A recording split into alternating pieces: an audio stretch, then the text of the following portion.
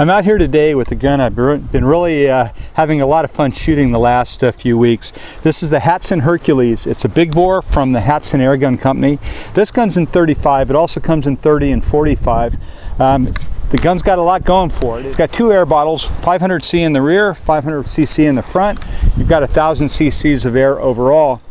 This gun is moderately powerful. It's putting out about 110 to 120 foot-pound. First thing that hits you when you look at this gun, it's a big gun, and there are a couple reasons for it. One is that you'll notice it has a dual air source. It has a 500cc bottle up front, another 500cc bottle in the back, and one of the things they've done with the buttstock that I like on this gun is that they've put in a molded cover that integrates a really well-designed stock piece, so you get a better cheek weld from this than you do off a lot of the bottle guns that I've shot.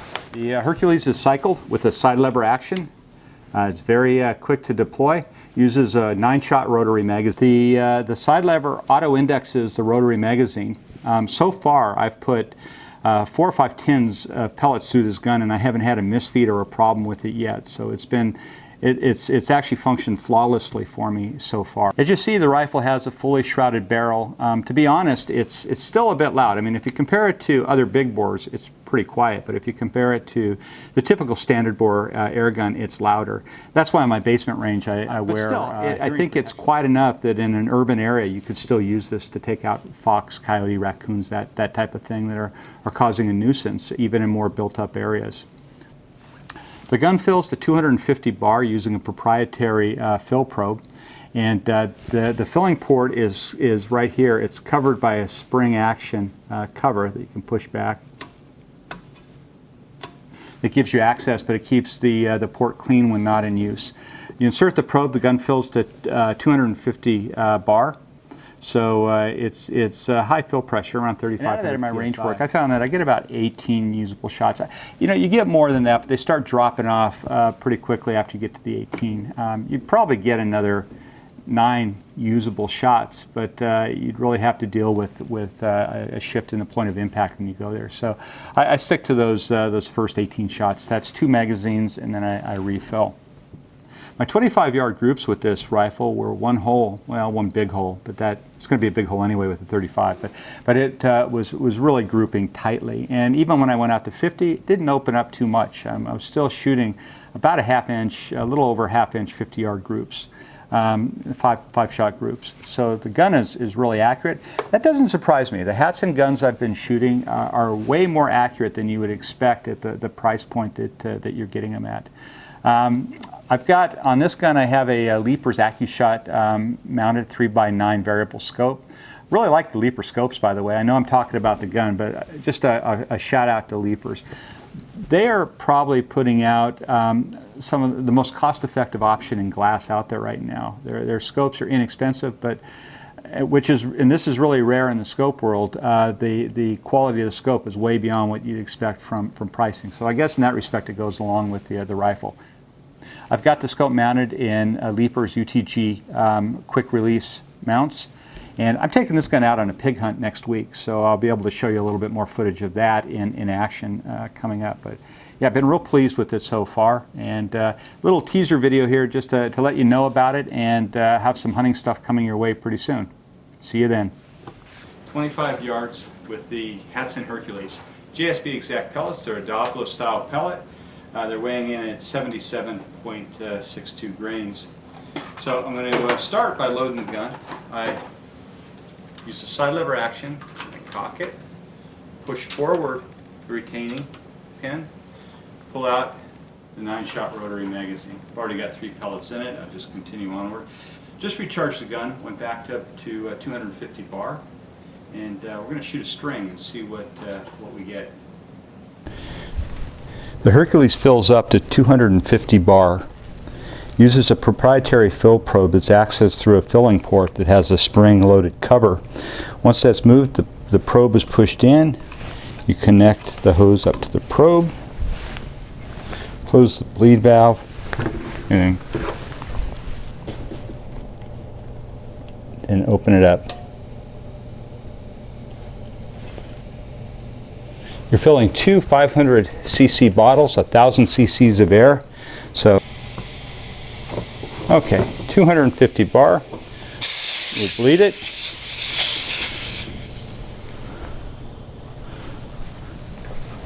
Time to disconnect. We just pull out the probe. The port closes. It's covered again, and we're ready to shoot. You see online we're at 250 bar. It's ready to go. Controlling it off of my iPad, and I'm going to put in the magazine.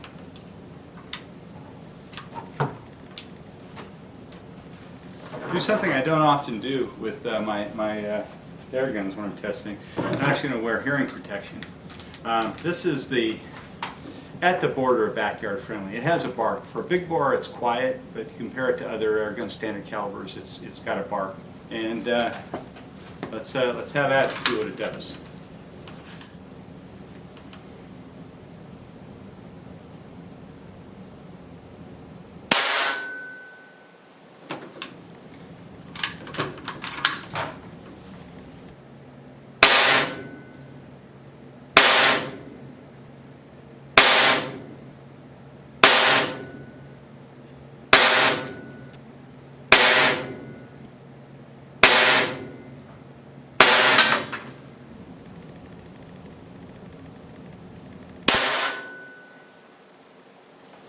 This gun does something I'm not a huge fan of. When I cock it, and this side lever, a little stiff, but it cocks pretty well. I kind of lose the advantage of being able to cycle it so quickly, and I've got to take it off safety each time. More guns are going that way. Not a big fan of my hunting guns, but it is what it is.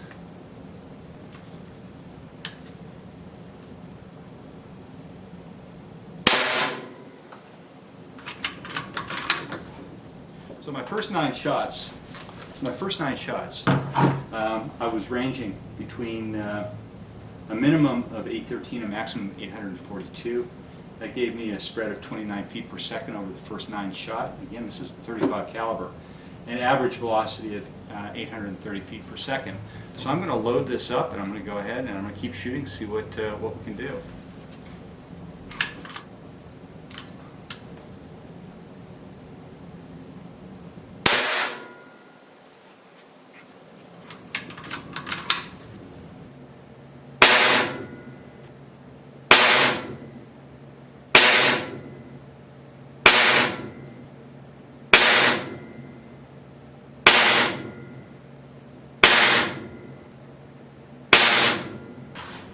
Okay, so there you have it. I did 18 shots. I probably have a few more in, but the velocity is starting to fall off. I started at a high up at, well, I started at 837. There's a bit of a curve. I topped off at about 840, dropped down to 778. So I gave you the statistic or the data already for the first 9 shots. But if I look at the 18 shots, I had a maximum of 842, a minimum of 748. I had a spread of 64 feet per second over the 18 shots. I had an average velocity of 814 feet per second. You know, this gun's putting out, I mean, easily 18 usable shots, and I'll do some more calculations and come up with the energy level. That's around 120 foot-pound of energy I'm getting. But still, all within a very viable 50 to 75 yard coyote gun. The 357 pellets put a big wound channel into the animal.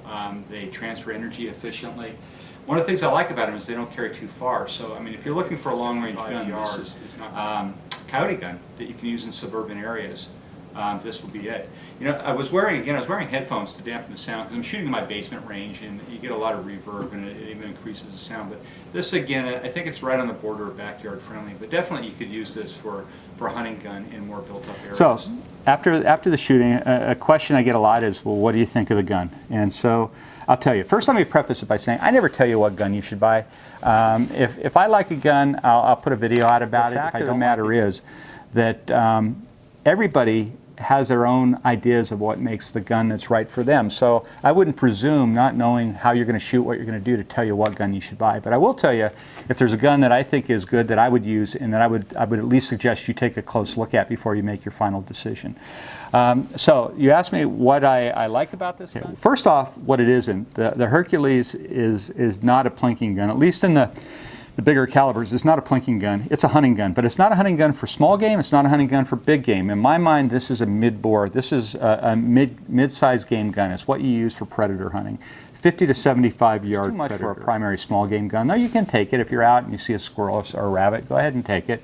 The gun will do fine, but it's more than you need for that type of game. It's not enough for something big like a deer, or you use body shots. I'm going to use it in pigs, which are a pretty heavy animal, but I'm going to use headshots on the pigs with it. I may try a body shot if I get a small pig that comes out, but pretty much I look at this as a mid-size, a predator size gun. That's what I group these kind of guns. I call them mid-bores. They're the 30s that don't really have that 300 plus foot-pound of a gun if I was going to use it for bigger game in that caliber. But it's got the power to take anything up to predator-sized game. What I like about this gun, I like the twin bottles and the high shot count it gives. I like the fact that the side lever, which is my favorite action in air gun, is so easy. You know, there's a bit of a heft to it. It's not a lightweight, but at the same time, you're cocking a pretty heavy spring. This cycles very smoothly, very quickly. The rotary magazine, 9-shot and 35, has worked flawlessly through several tins of pellets. I like that a lot.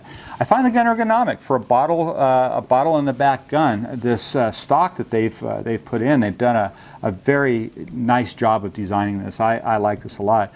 I'd like to get this stock, if I could, this cover separately and put it on all my bottle in the back guns. I like it that much.